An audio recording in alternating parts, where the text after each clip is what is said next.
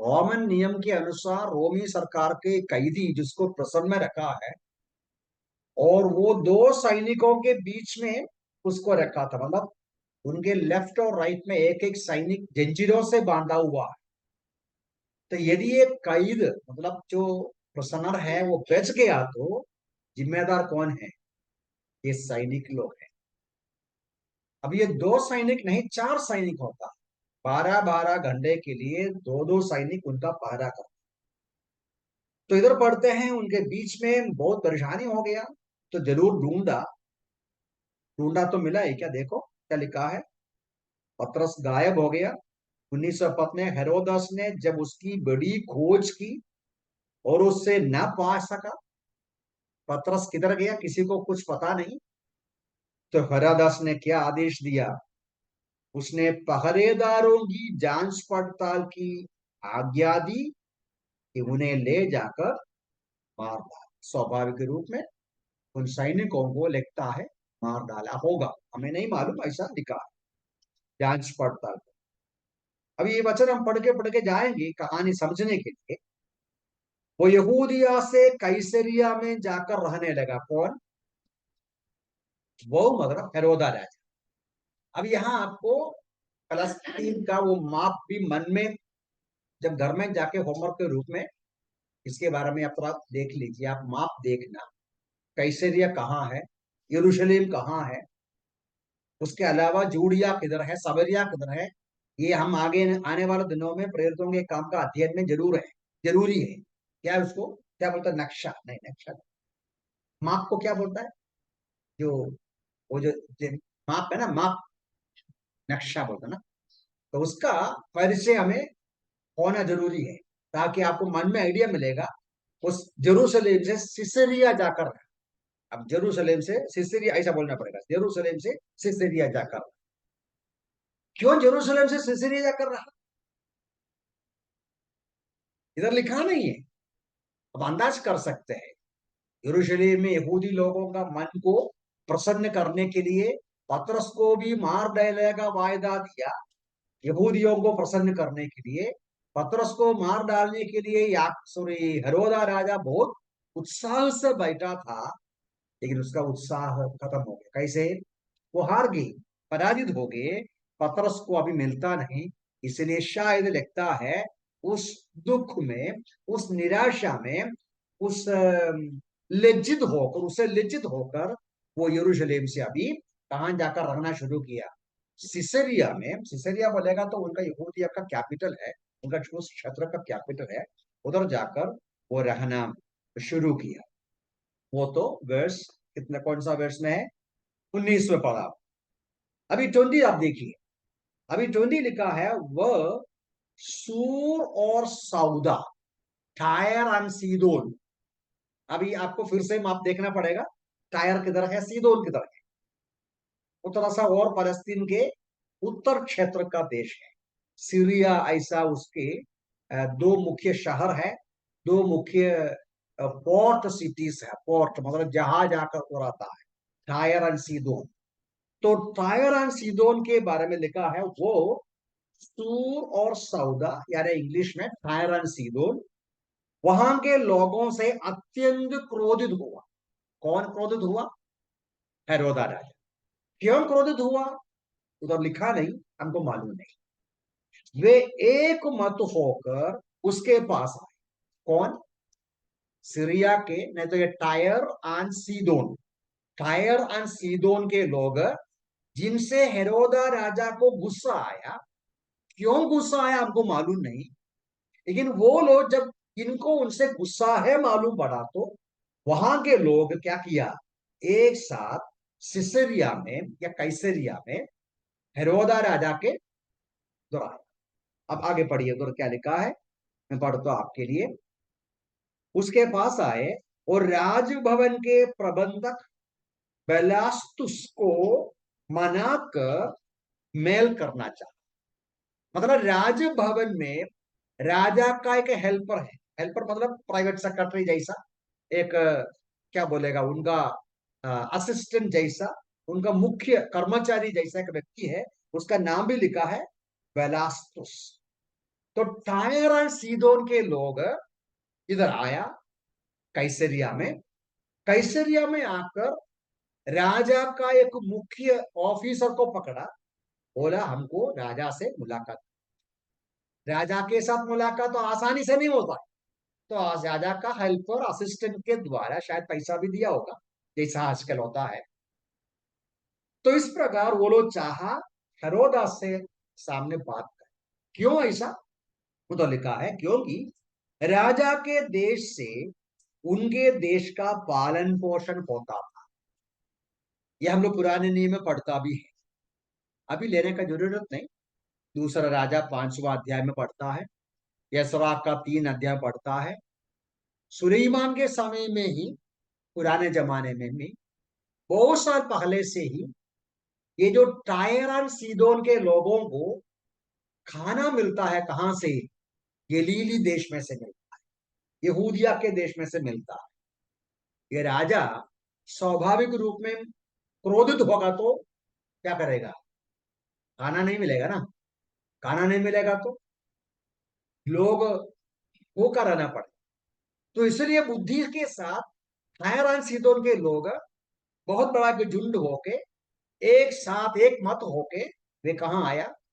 ये जो कैसरिया में हेरोदा से मिलने के लिए आता है। और हेरोदा का एक ऑफिसर के द्वारा वो, वो एक मीटिंग फिक्स करता है। अभी आगे देखिए। और वो आसन पर बैठा उन्हें भाषण देने। नियुक्त किए गए दिन मतलब ये जो टायर एंड सीदोन के लोगों के लिए एक बड़ा दिन, एक बड़ा मीटिंग, उनके साथ एक मीटिंग प्लान किया। जैसा अभी आपका क्या G20 मीटिंग हुआ ना। G20 मीटिंग कैसा किया आपको मालूम है? उसके ऊपर मैं वर्णन नहीं करता, लेकिन आप पेपर पढ़ता है। तो जैसा एक मीटिंग टायर एंड सीदोन से आया हुआ लोगों के लिए आयोजित किया, एक छोटा मीटिंग नहीं, एक बड़ा मीटिंग। जोसिफस का जो यहूदी हिस्टोरियन है, वो उसके अनुसार वो सीसर का एक बर्थडे कुछ था, या कुछ भी त्योहार का भी समय था। तो उस अवसर पर ये जो हेरोदा राजा ने एक बड़ा मीटिंग एक बहुत बड़ा मैदान में आयोजित किया।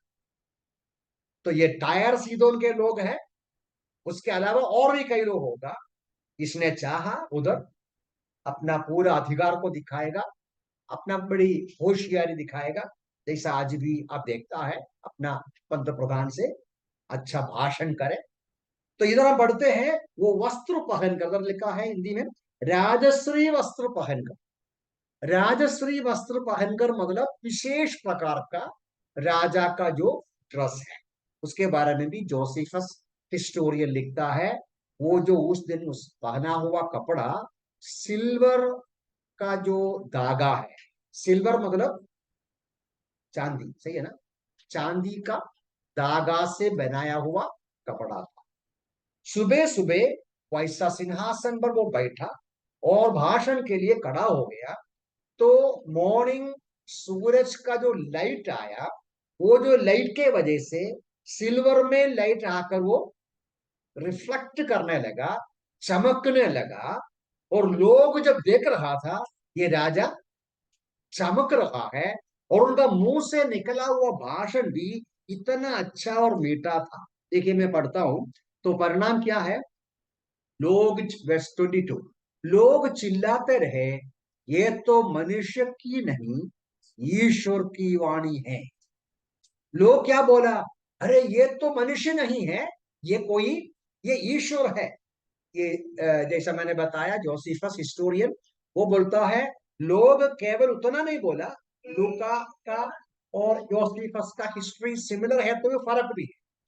जोसेफस बोलते हैं लोग ऐसा बोला, अयो आप देव है, ईश्वर है, हमने सोचा आप मनुष्य है, माफ करना, आगे हम आपको ईश्वर ही मानेंगे। आपको ईश्वर है, आप, हम देख रहा है ईश्वर को, हम सुन रहा है ईश्वर को बोलकर वो इनका तारीफ करना शुरू किया, उनसे माफी मांगना शुरू किया।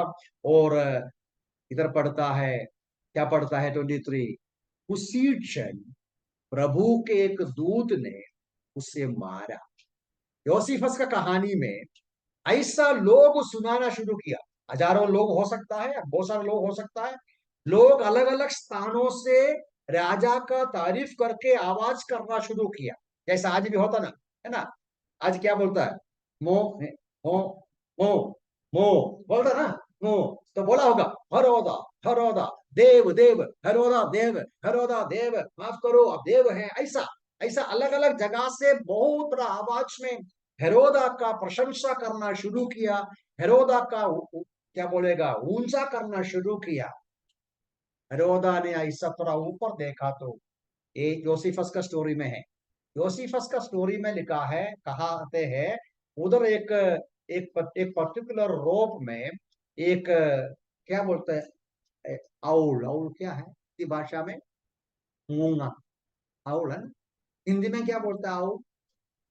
मुझे मालूम नहीं। एक पक्षी आउल, आउल है ना। स्पेलिंग क्या है? स्पेलिंग भी मुझे मालूम है। हिंदी में OWL है ना, वो हिंदी में क्या बोलता है आउल? एनीवे जाने दो। उसने उस पक्षी को देखा। उस पक्षी को देखते, योसीफस लिखता है, उस पक्षी को देखा। योसीफस को संदेश मालूम पड़ा। ये संदेश लेके आया है, मैसेज। ये मैसेज लेके आया है, बुरा मैसेज है। ये पक्षी को देखते ही हेरोदा के पेट में बहुत बड़ा दर्द आया। ये बहुत बड़ा दर्द आया। परेशान होकर 5 दिन रहा।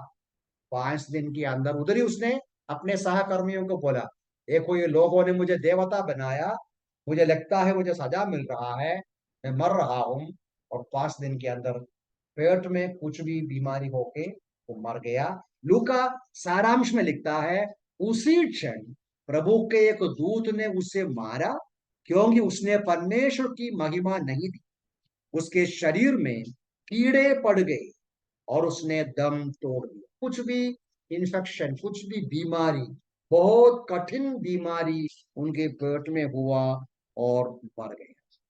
24 में लूका लिखता है, परंतु परमेश्वर का वचन बढ़ता और फैलता गया।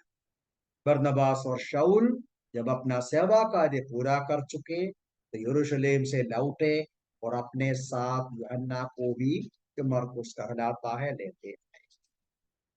तो ये है कहानी। यहां पढ़ता है परमेश्वर ने किस प्रकार प्रभु के लोगों को सताने वाले व्यक्ति के साथ व्यवहार करता है। The way God deals with the oppressives. The way God deals with the oppressives. परमेश्वर किस प्रकार अपने लोगों को सताने वालों के साथ व्यवहार करता है। तो हमने कहानी पूरा देख ली। अभी आपको मालूम है यहां से हमें सबक क्या है। मेरे सामने 5 सबक हैं। हमारे समय के अनुसार मैं जल्दी पूरा करूंगा। यदि आपको भी बीच में कुछ सबक आपके मन में आया है, द लेसन, हम यहाँ से भी, मैंने वो घटना बताया। घटना बताने के बाद इस घटने से हमको क्या सबक मिलता है, इस घटने का सारांश है, परमेश्वर अपने लोगों को सताने वालों के साथ क्या करता है, डील करते हैं। डील करते मतलब हिंदी में क्या बोलेगा वो भी मुझे मालूम नहीं। ठीक है, यहां से मैं क्या सबक मिलता है? नंबर 1 ये है मेरे विचार में, वो ये है, देखो मैं ऐसा लिखा, ऐसा मैं पढ़ता हूं। God has the last, he is in control. मनुष्य कुछ भी निर्णय कर, मनुष्य कुछ भी षड्यंत्र बनाए, मनुष्य कुछ भी प्रकार परमेश्वर के लोगों के खिलाफ कार्य करे, अंतिम वचन किसका है? परमेश्वर का है। क्योंकि वो ही सिंहासन पर है, वो ही राजा है, निर्णय करने वाला, फैसला करने वाला, फाइनल डिसीजन करने वाला परमेश्वर। क्यों? क्योंकि हम पढ़ते हैं इस अध्याय का शुरुआत में, याकूब को जिसने मार डाला और पतरस को मार डालने के लिए जिसने बंदीगृह में रखा, कौन रखा? हेरोदा ने। वही व्यक्ति को परमेश्वर ने अद्भुत तरीके से हटाया, उनको कीड़ा खाया, कीड़ा खा के वो मर गया। ये दर्शाते हैं किस प्रकार परमेश्वर अपना निर्णय को पूरा करते हैं। मैं 2-3 वचन इस संबंध में पढ़ना चाहता हूं। 2-3 वचनों को समय है संभाल कर। नीति वचन 11 का 8 पढ़ेंगे। नीति वचन 11 का 8 आपको मिला तो भी पढ़ सकते हैं। नीति वचन मतलब प्रोवर्ब्स 11:8।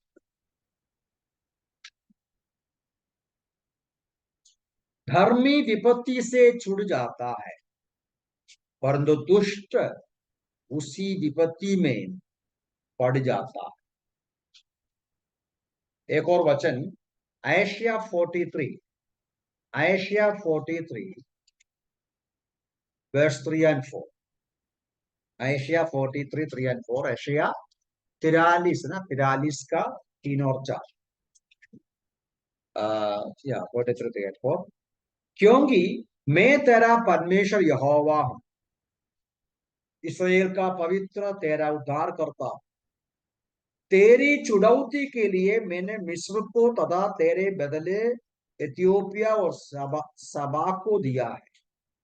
तू मेरी दृष्टि में अनमोल और प्रतिष्ठित है, और मैं तुझसे प्रेम करता हूं, इसलिए मैं तेरे बदले मनुष्य वरन तेरे जीवन के बदले राज्य राज्य के लोग दे दूंगा। क्या पढ़ता है? परमेश्वर कई समय में, सही बात है, याकूब के समान किसी को मार जाने को देता है। दूसरे शब्दों में दुष्ट का जो भी कार्य है वो जाने देता है या होने देता है कभी कभी, लेकिन ज्यादा परमेश्वर दुष्ट को आगे बढ़ने को नहीं देता। सही समय पर दुष्ट का निर्णय को बदल डालते हैं, और दुष्ट ने परमेश्वर के लोगों के लिए जो निर्णय किया वही निर्णय दुष्ट के ही ऊपर आता है। क्योंकि लिखा है, क्योंकि तुम मेरे दृष्टि में अनमोल और प्रतिष्ठित है, इसलिए तेरे बदले में मनुष्य को। इसके लिए और भी एग्जाम्पल्स है, लेने का जरूरत नहीं, तो भी मैं जल्दी जल्दी रेफरेंस करूंगा और पढ़ूंगा बोलूंगा। आप सब जानते हैं पुराने नियम में हुआ है, और भी घटना है। ये एस्तेर की पुस्तक में हामान है ना, हामान किसके लिए बनाया? मैं पढ़ूंगा आपके लिए 7 का 10, एस्तेर 7:10। एस्तेर 7:10 में पढ़ते हैं, तब हामान उसी फांसी के खंबे पर लटकाया गया जिसे उसने मोर्देखाई के लिए बनवाया था। यदि आप कहानी पढ़ेगा तो आपको पूरा कहानी समझ में आएगा।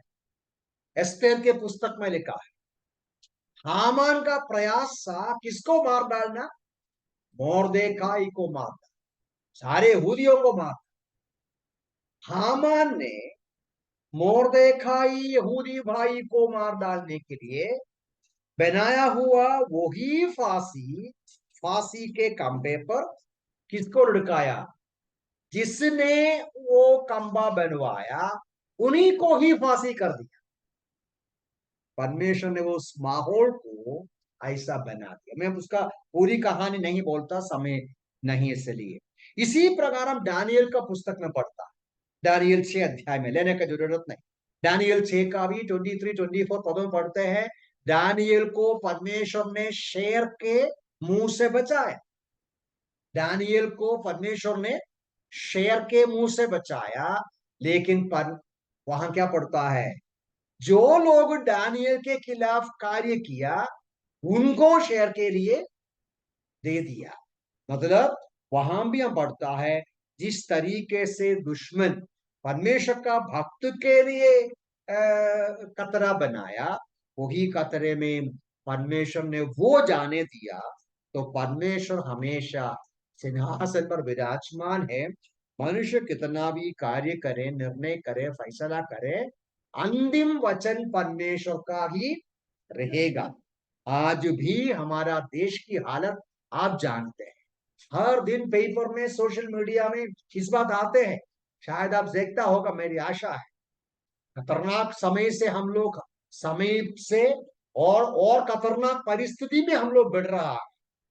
लेकिन हमें विश्वास वचन हमें भी आश्वासन देता है। क्या देता है?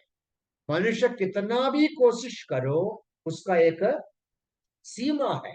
कुछ लोगों को कष्ट उठाना पड़ेगा, लेकिन परमेश्वर सही समय पर इंटरवीन करेगा और दुष्ट का कार्यक्रम को रोकेगा। ये हमें भरोसा है। ये एक पहली बात। दूसरी बात क्या है? दूसरा आपको क्या सबक मिलता है? तो पहली बात, God has the last word और final word. He is on the throne, he controls everything. God will never allow the wicked to prosper, wicked to move forward much. Okay. Second thing क्या है? Second thing ये है, God hates any form of pride. मतलब परमेश्वर किसी भी प्रकार का घमंड का घृणा करता। ये पूरा बाइबल का सिद्धांत है। ये भी मैं ज्यादा वर्णन करने को जरूरत नहीं। लूसीफर जो परमेश्वर बनाया हुआ स्वर्गदूत है, जो शैतान बन गया, है ना। आज शैतान भी इस प्रकार गिरने का कारण क्या है? रूट कोस फॉर सिन क्या है? पाप का शुरुआत कहां से है?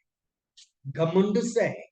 हम पढ़ता है इन बातों को, बुक ऑफ आयशिया में, इसीकेल में से पढ़ता है। तो परमेश्वर घृणा करता है किसी भी प्रकार का घमंड। हमने इधर देखा ना, ये जो राजा जो वस्त्र पहनकर आते हैं और जिस तरीके से वो भाषण करते हैं, अपना अधिकार और बड़ापन दिखाना चाहा वो।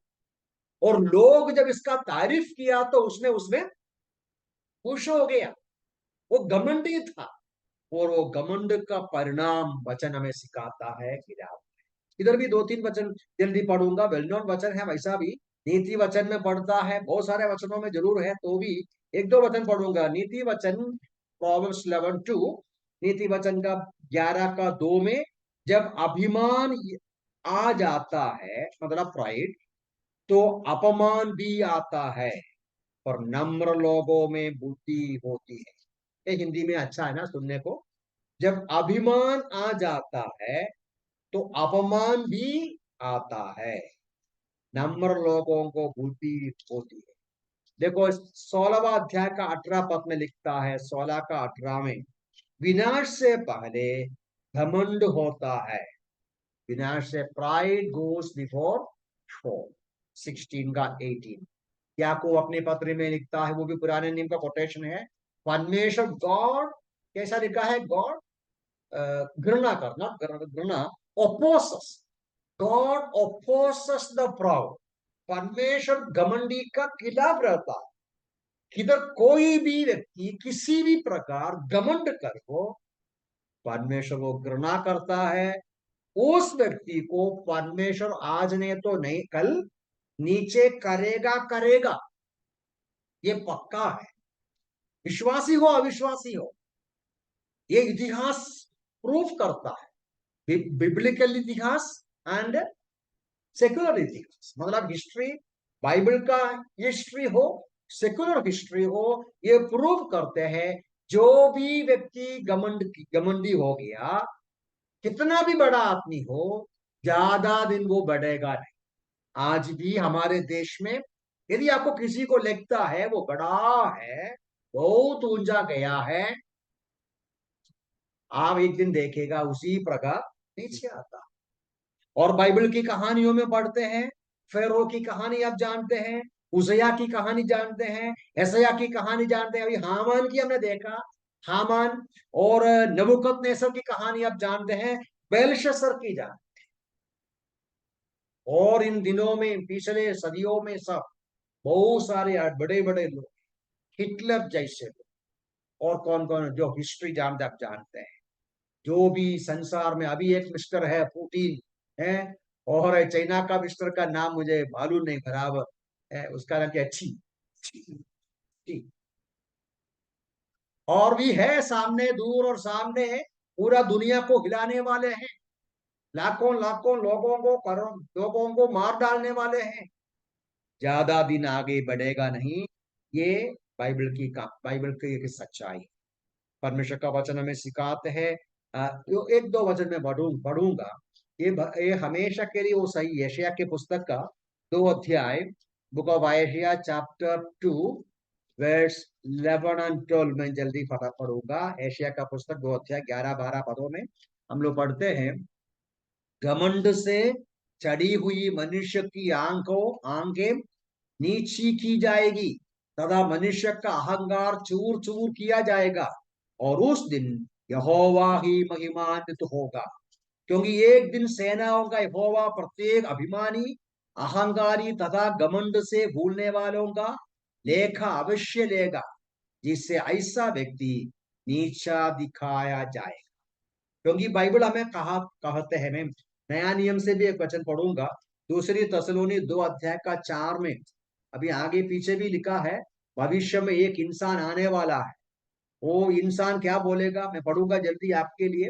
दूसरा तसलोनी चैप्टर 2 वर्स 4, उधर लिखा है कि जो जो तदा तदाकथित ईश्वर या पुण्य नहीं पूज्य कहलाने वाले प्रत्येक वस्तु का विरोध करेगा, है ना, विरोध करता है, और अपने आप को उन सबसे ऊंचा ठहराता है, यहां तक कि वो परमेश्वर के मंदिर में बैठकर स्वयं को ईश्वर प्रदर्शित करता है।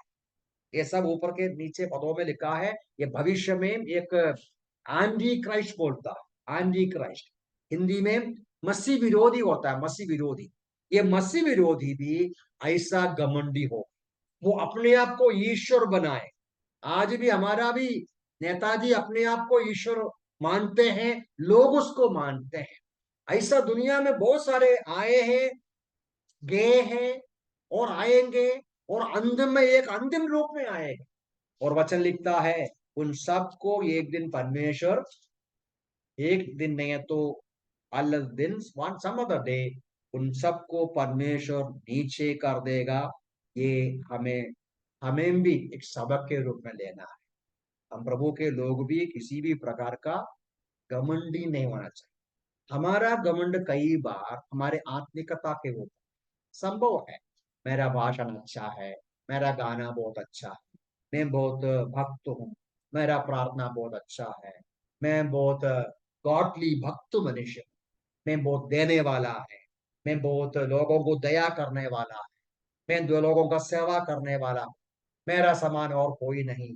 ऐसा का विचार आने का संभावना है। संभावना है। मेरे अंदर भी आ सकता है, मेरे अंदर भी आ सकता है। आया ही है, नहीं है क्या? आया ही है। ब्रदर आपका भाषण बहुत अच्छा था। क्या करेगा मन? घर पे जाके आईना में देखवा, मैं अभी किसी से कम नहीं, अच्छा भाषण किया, अच्छा भाषण। वास्तव में अगला भाषण में नीचे जाए, अगले भाषण में, ये मेरा पर्सनल अनुभव है। आप कितना बार देखा है भाषण करते हुए मैं परेशान होकर, आपके सामने शायद मैं आंसू नहीं बहाया। इतना बुरा लगा मुझे घर पे जाकर, इतना इतना पेनफुल तरीके से मैं प्रभु के सामने या मन के अंदर रहा। मुझे इसलिए मैं कभी भी, because God graciously allows me to fall. किधर? मेरा मिनिस्ट्री में, मेरी सेवकाई में। कमेंट के लिए कुछ नहीं। Only once in a while he allows me to succeed. That is just to, क्या है, to comfort me. God can help you sometimes, but most of the time I say घमंड आ सकता है।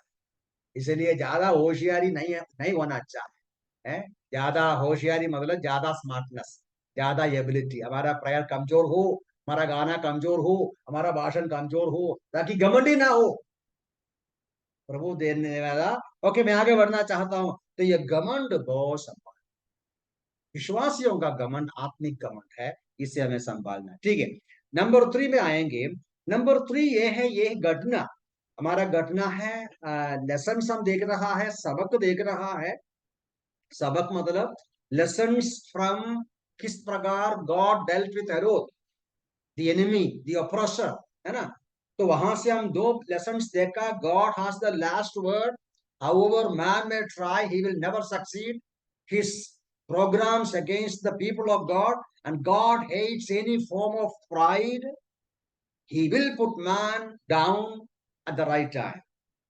And the third thing ये है, यहां से हमें मिलता है, बहुत साफ तरीके से लिखा है, हेरोदा के ऊपर परमेश्वर का दंड होने का मुख्य रीजन क्या लिखा है।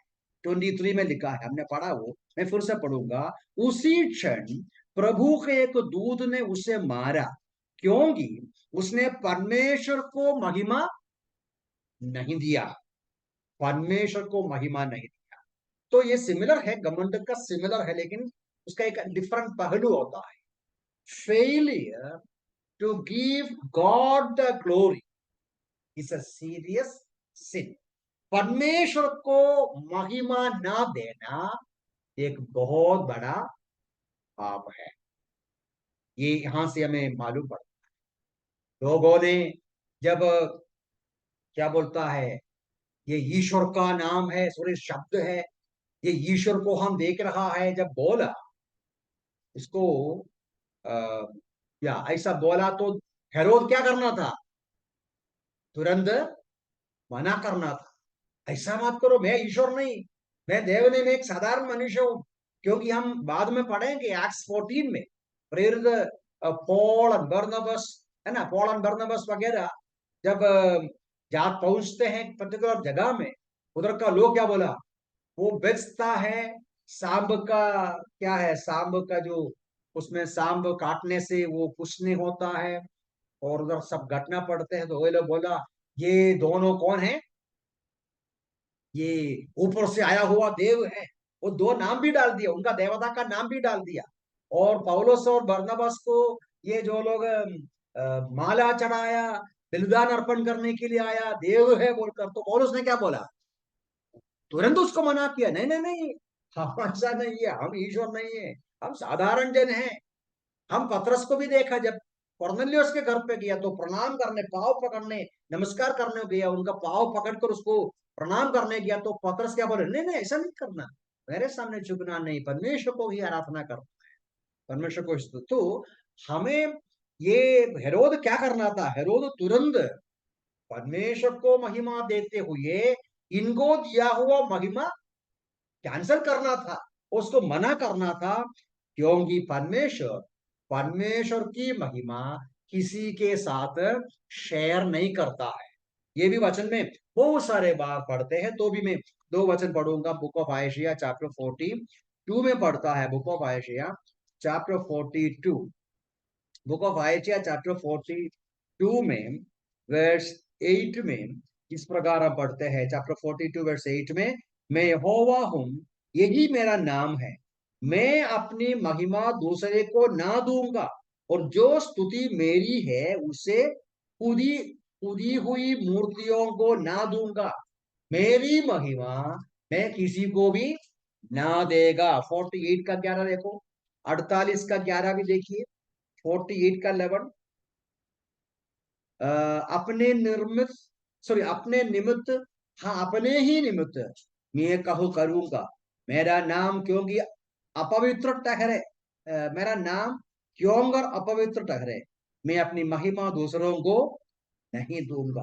परमेश्वर एक जेलस गॉड है। परमेश्वर अपना अपना जो महिमा और किसी को दूंगा नहीं, देगा नहीं। ये बात हम पुराने नियम में और नया नियम में कई जगह पढ़ता है। तो हमारा मुख्य बिंदु ये है, परमेश्वर को जो महिमा मिलना है, वो महिमा हम लेना या और किसी को देना, वो दोनों बड़ा बुराई है। ये मूर्ति पूजा है। परमेश्वर को जो महिमा मिलना है, आदर सम्मान मिलना है, परमेश्वर को जो मुख्य स्थान मिलना है, परमेश्वर को जो आराधना मिलना है, वो हम ले या और किसी को दे, और किसी चीज को दे, परमेश्वर उसको मूर्ति पूजा के रूप में लेते हैं। परमेश्वर को महिमा नहीं देना बहुत बड़ा पाप है। जब हम रोमियो की पत्री पहला अध्याय को पढ़ते समय परमेश्वर का प्रकोप लोगों के ऊपर आने का एक मुख्य रीजन ये है, वो लिखा है, वो लंबा पोर्शन में पढ़ूंगा थोड़ा सा। रोमियो की पत्री पहला अध्याय, रोमन्स चैप्टर 1 वर्स 19 का 19 एंड 20 में है। इसलिए परमेश्वर का प्रकोप मनुष्य की समस्त अभक्ति और अधार्मिकता पर स्वर्ग से प्रकट होता है। The wrath of God is revealed from heaven. For what? What is the reason? परमेश्वर का प्रकोप मनुष्यों के ऊपर प्रकट होते हैं। क्यों? क्योंकि वे सत्य को अधर्म से दबाए रखते हैं। वर्स 20, क्योंकि जगत की सृष्टि से ही परमेश्वर के अदृश्य गुण, अनंत सामर्थ और परमेश्वरत्व की उसकी रचना के द्वारा समझे जाकर स्पष्ट दिखाई देते हैं। इसलिए उनके पास कोई बहाना नहीं। वर्स 21, क्योंकि यद्यपि वे परमेश्वर को जानते थे, फिर भी उन्होंने उसे ना तो परमेश्वर के उपयुक्त सम्मान और ना ही धन्यवाद दिया, वरन अनर्थ कल्पनाएं करने लगे और उनका निर्बुद्धि मन अंधकारमय हो गया। आपने देखा उधर परमेश्वर को पहचानने के बावजूद भी अलग अलग तरीके से, उधर नेचुरल रेवलेशन की बात लिखा है, परमेश्वर बनाया हुआ समुद्र, तराई और माउंटेन, पर्वत, पहाड़, चंद्रमा, स्टार्स एंड एवरीथिंग, परमेश्वर का पूरा ब्रह्मांड जो निर्माण है, इसको देखकर मनुष्य समझना चाहिए इसके पीछे बनाया हुआ परमेश्वर महान है। उसकी महिमा नहीं किया, उसको धन्यवाद नहीं किया, परमेश्वर के बारे में अपने मन में अपने विचार से वो गया, इसलिए परमेश्वर का प्रकोप मनुष्य के ऊपर आया।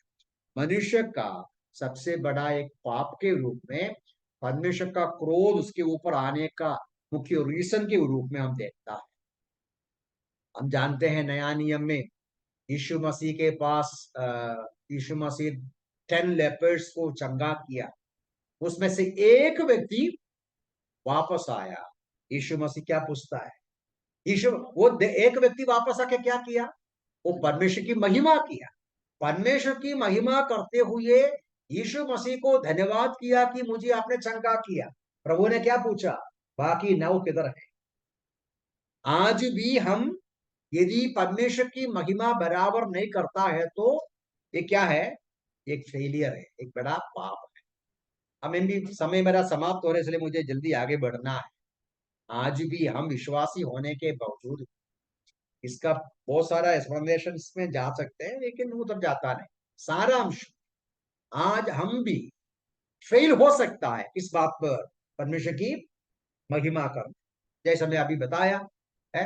कोई आपको बताया ब्रदर आपने बहुत अच्छा भाषण किया, तो मैं 7 साल पढ़ाई किया है, मैं पूरा 8 साल पढ़ाई किया, मेरे पास इतना बड़ा डिग्री है, फिर मेरा क्यों मैं भाषण अच्छा नहीं कर, ऐसा सोचना। खुदा प्रभु का दया, प्रभु का thank you for your prayer, प्रभु का धन्यवाद कर। समझ में आया? अभी मेरा समझ में नहीं आता, मैं आपको सचमुच में बताऊं, आप लोग करता होगा, आई हैव नो प्रॉब्लम। किसी किसी का शादी हो, हम उसको क्या के क्या बोलेगा? कंग्रेचुलेशन। किसी का अभी 60 साल हो गया, 60 साल हो गया, हम क्या बोलेगा? हम क्या बोलेगा? 61st बर्थडे पे पहुंच गया, oh brother congratulation, wonderful, you have arrived 61st birthday, बोलेगा ना? I don't understand. सचमुच में क्या करना चाहिए? 61 ईयर में कौन लेके आया उसको? उसकी क्षमता से आया? नहीं। हम कभी भी किसी के बर्थडे के संदर्भ में और किसी के भी विवाह एनिवर्सरी के संबंध में मुझे लगता है कंग्रेचुलेशन नहीं बोलना, क्योंकि वो बर्थडे हो कुछ अब तक हम आया अपनी शक्ति से नहीं। We have come up to here till this day by God's grace, God's strength, God's favor, God's provisions, God's blessings. हमें क्या बोलना चाहिए? Praise be to God, praise be to God, जो मुझे अब तक लेके आया। ये बोलने के लिए ईयर चाहिए क्या है? हर दिन बोलना है, प्रेज बी टू गॉड, अब तक मुझे लेके आया। कल सुबह भी प्रेज बी टू गॉड, अब तक मुझे लेके आया। हम प्रभु की महिमा करना है। इसलिए मुझे समझ में ऐसा समझ में नहीं आता, what is the significance of congratulation. Congratulation मतलब क्या है? You have achieve. No, it's praise be to God. God has done it. God has blessed you. I rejoice with you. I praise God with you. क्योंकि परमेश्वर ने आपको अब तक लेके आया। परमेश्वर महिमा में रहने वाला, He dwells in the praises of His people. हम उसकी स्तुति करना है, उसकी महिमा करना है। फेलियर एक एक सिन है। God is displeased. गॉड परमेश्वर की महिमा को वंचित करता। हम अपनी महिमा कभी करना नहीं चाहिए, वेदर डायरेक्टली और इनडायरेक्टली। अभी मुझे आश्चर्यचकित लगता है यदि कोई बोलेगा ये मेरा घर है, मैंने कमाया है, मेरा वाइफ कमाया है, हमारा मेहनत के रूप में हम खरीदा हुआ घर है। आप जो बोलता है गलत नहीं एक प्रकार, लेकिन वो घमंड है ना? समझ में आया? आपने कमाया, ये बुक ऑफ ड्यूटरॉनोमी व्यवस्था में लिखा है। आप कमाया, कमाया बात सही है, आपने खरीदा वो भी बात सही है, ये आपका ही है वो भी बात सही है। सब कुछ प्रभु ने आपको दिया है। तंदुरुस्ती प्रभु ने दिया, पैसा प्रभु ने दिया, घर प्रभु ने दिया, उसकी महिमा करना चाहिए। जिंदगी में कभी भी ये मेरा है नहीं बोल। प्रभु ने आपके हाथ में दिया, मेरे हाथ में दिया, आपके हाथ में दिया। हम केवल स्टीवर्ड्स है, कस्टोडियन है। हम किसी भी चीज का कौन नहीं, ओनर नहीं। हम ओनर लोग नहीं है। ये प्रभु का है, ये पूरा प्रभु का, हर चीज है प्रभु का है। वचन में कहता ना, silver gold and silver and cattle और 1,000 हिल्स प्रभु का है। सब कुछ प्रभु का है। वो आपको दिया है, कुछ भी कुछ आपको दिया है, मुझे दिया है। हम सब उसका कस्टोडियन बोलता है। हम भंडारी है, हम भंडारी है बोलकर हम धन्यवाद करना चाहिए। ठीक है, जल्दी मुझे दो बातें और बोलना था, समय इधर समाप्त हो रहा है। 2-3 मिनट जल्दी देगा, मुंह बोल देगा ना। फोर्थ लेसन ये है, ये भी खतरनाक बात है। अब पता नहीं हिंदी में इसके लिए क्या बोलेगा। Beware of the danger of flattery. Flattery है, फ्लैटरी है, आई डोंट नो, मैं उसका प्रोनाउंसिएशन देखा नहीं, चेक नहीं किया। लेकिन यहां बताता है ये जो लोग इनका तारीफ किया। लोग क्यों तारीफ किया आपको मालूम है? हेरोदा राजा को लोग क्यों तारीफ किया? बोलिए जल्दी, में बंद करना मुझे। उनको रोटी चाहिए, उनको, मैंने बताया ना, सीदोन एंड टायर का लोगों को खाना, गेहूं चावल अनाज वगैरह कहां से आते हैं? गलील से आते हैं, जहां ये राजा उनका एरिया से आता है। ये राजा नहीं देगा तो उनका खाना पेट नहीं भरेगा, उनको रोटी चाहिए। इसलिए ओ हरोद राजा, आप देव है, देव है। हेरोदों को चढ़ाया। हाँ, चढ़ाना, शब्दों से चढ़ाया। क्यों चढ़ाता है? उनके उनसे कुछ पाने के लिए।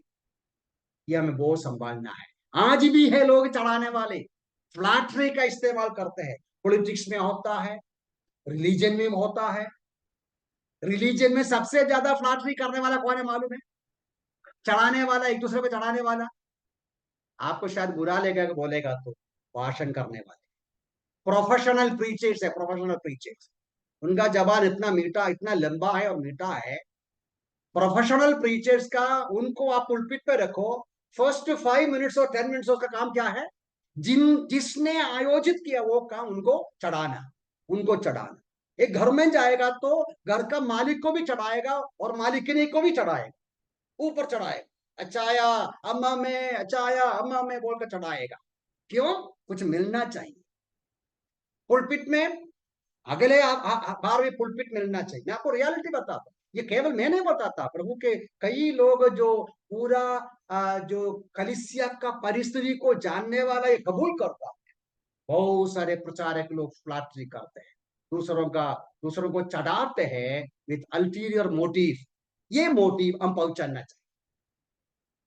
कुछ लोगों को बहुत प्यार है, हम आना चाहता है, आपसे मिलना चाहता है, हमें डिसर्न करना है वो प्यार के पीछे का सच्चाई क्या है।